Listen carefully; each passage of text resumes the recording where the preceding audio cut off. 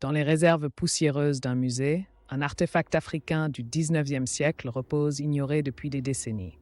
Son style brut et ses motifs non européens l'ont exclu des collections dignes d'exposition. Pourtant, cet objet raconte une histoire que le musée a longtemps refusé d'entendre. Aujourd'hui, sa redécouverte pose une question cruciale. Qui décide de ce qui mérite d'être vu? Autour d'une table de réunion, les conservateurs s'affrontent. Certains arguent que l'artefact est trop provoquant pour les visiteurs.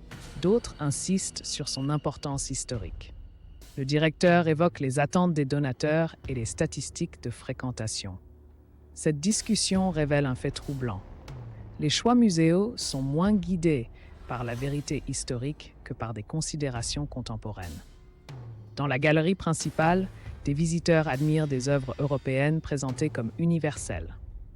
Les cartels omettent soigneusement leur provenance coloniale. Une étudiante remarque l'absence totale d'objets africains.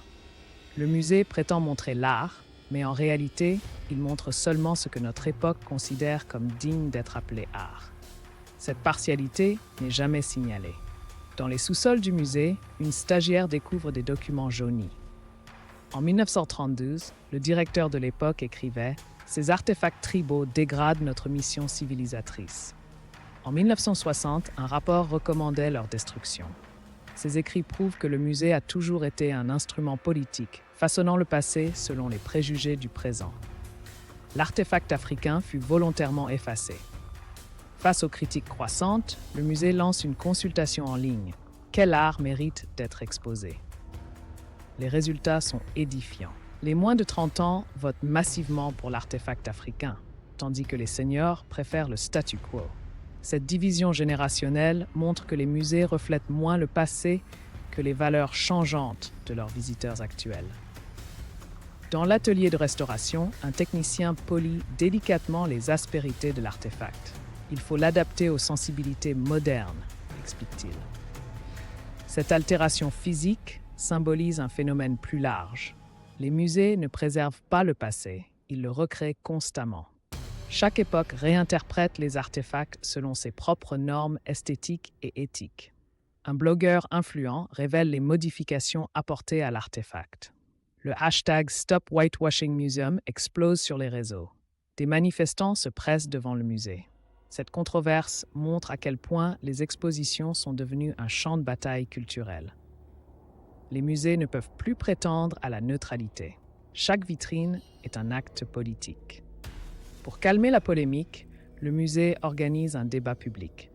Un historien congolais dénonce l'appropriation culturelle permanente. Le conservateur en chef parle de protection du patrimoine.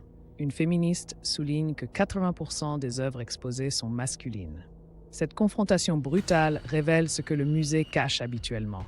Chaque exposition est un choix idéologique contemporain. L'artefact africain est finalement exposé, mais dans un contexte révolutionnaire.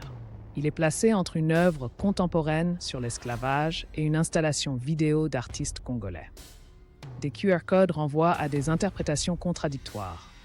Cette scénographie avoue enfin la vérité. Un musée ne montre jamais le passé, seulement notre relation actuelle avec ce passé. Un enfant touche la vitrine et demande « Pourquoi c'est important, ça ?» Sa mère, après un silence, répond « Parce qu'aujourd'hui, on a décidé que certaines voix méritaient enfin d'être entendues. » Cette scène simple résume tout. Les musées ne conservent pas le passé. Ils sont le miroir de nos valeurs présentes et de nos combats futurs.